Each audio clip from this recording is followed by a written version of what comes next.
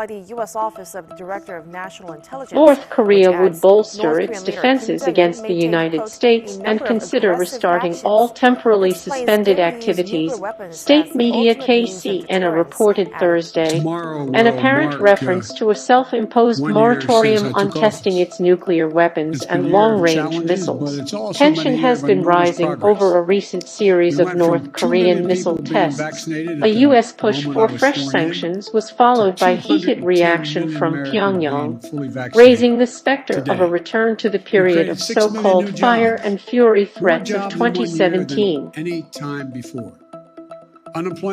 North Korean leader Kim Jong-un convened a meeting of the powerful Politburo of the ruling Workers' Party on Wednesday to discuss important policy issues, including countermeasures over hostile U.S. policy.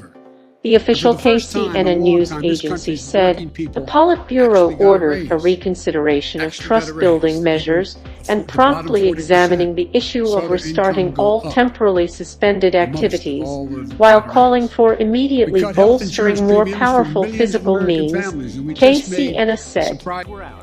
The decision appears to be a step beyond Kim's previous remarks at the end of 2019 that he would no longer be bound by the moratorium on testing nuclear warheads and long-range intercontinental ballistic missiles (ICBM), after the United States did not respond to calls for concessions to reopen negotiations. Washington's hostility and threats had reached a danger line, the report said, citing joint U.S.-South Korea military exercises, the deployment of cutting-edge U.S. strategic weapons in the region, and the implementation of independent and UN sanctions.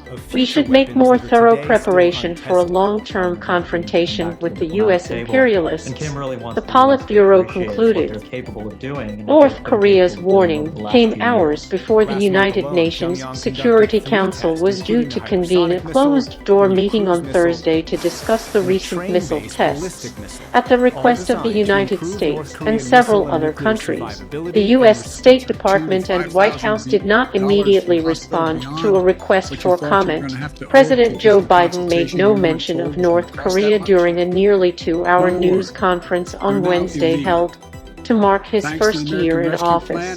South Korea's defense ministry said it is monitoring the North's winter drills while maintaining readiness posture, calling the recent missile tests serious threats. The Unification Ministry handling inter-Korean ties warned of further escalation, saying the peninsula should not go back to the confrontational past, and dialogue and diplomacy are the only way forward.